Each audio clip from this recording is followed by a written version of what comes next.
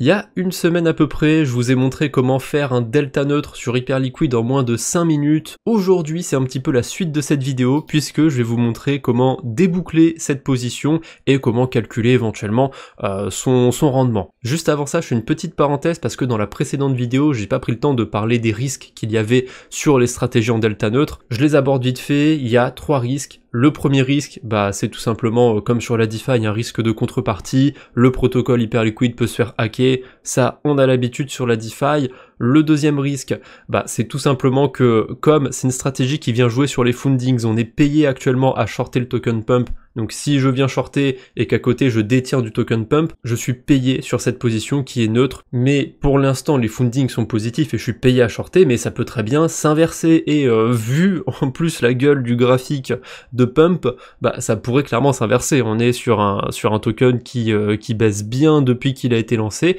C'est assez fou, je trouve, que les fundings soient restés dans le positif tout ce temps. Et troisième risque, alors celui-là c'est quand même le plus rare, quoique non, je pense que c'est quand même les hacks le plus rare. Le troisième risque, c'est un risque autour de la volatilité, puisque là je suis du côté perpétuel d'Hyperliquid et sur le côté spot je détiens des tokens pump, sauf que le prix des deux côtés, entre le perpétuel et le spot, c'est pas exactement le même. C'est deux marchés qui sont différents, donc ils ont en quelque sorte chacun leur prix. Évidemment, comme c'est à propos du même token, c'est dans les mêmes eaux, c'est quasiment le même prix des deux côtés. Néanmoins, ça arrive que de temps en temps, il y ait des écarts entre le côté spot, entre le côté perpétuel, ou si vous faites ça entre deux protocoles, qu'il y a un écart entre les deux protocoles. Admettons que vous ayez un token sur lequel vous fassiez liquider autour de 1$, et c'est pas impossible que sur un des deux protocoles, le token reste en dessous des 1$, il va atteindre genre 99,9 centimes, et que sur l'autre protocole, il y ait par exemple un petit peu plus de traders qui ont un petit peu plus de force d'achat, on va dire, et que le token atteigne 1$ et quelques poussières de centimes, et qu'ensuite, boum, ça redescende. Donc vous faites liquider d'un côté, mais vous faites pas liquider de l'autre. Ça peut arriver, c'est pas hyper commun, et plus on va être sur des marchés qui sont liquides, plus on va limiter ce genre de risque. Donc c'est pour ça que j'ai fait ce tutoriel sur Hyperliquid, parce que aujourd'hui, qu'on le veuille ou non, c'est une plateforme avec beaucoup de liquidité qui est plutôt cool pour ce genre de stratégie. Voilà, désolé, c'était pour la parenthèse autour des risques, mais ça me paraissait important à faire, et de toute façon, pour couper une position en delta neutre, c'est hyper simple. Soit vous mettez des ordres de chaque côté afin que vos positions se clôturent à la même valeur, soit vous faites ça un peu plus comme une brute et vous fermez vos ordres au marché.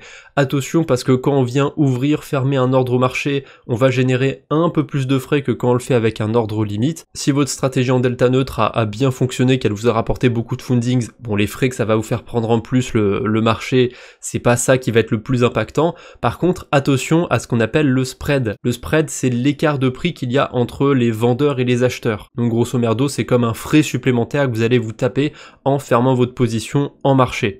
Bref, je ferme ma position en marché, j'ai juste à cliquer sur deux boutons, je vais du côté spot maintenant et je vends tous mes tokens. Alors là je pourrais très bien mettre un ordre limite, mais je vais le faire comme une brute, je vais vendre ça au marché. Ah oui, là je peux pas vendre mes tokens pump parce que j'avais mis un ordre limite, donc il faut d'abord que j'annule mon ordre qui est ouvert, et voilà, là je peux vendre mes tokens pump. Maintenant que j'ai coupé mes positions des deux côtés, je vais tout réunir sur le côté perpétuel, comme ça j'ai tous mes sous à un seul endroit et je pourrais facilement voir combien j'ai sur le portefeuille. Je reprends juste mon historique de transaction, il me semblait bien que j'avais déposé 700 USDC sur Hyperliquid, et actuellement en perpétuel, attendez, je vais couper ma webcam parce qu'on voit pas bien, il y a 702$ maintenant sur mon compte Hyperliquid. Cette stratégie a duré 9 jours, je l'ai tenu 8 jours et demi techniquement sur le portefeuille, donc si je veux faire le calcul, je prends les intérêts que j'ai générés, donc 2,4$,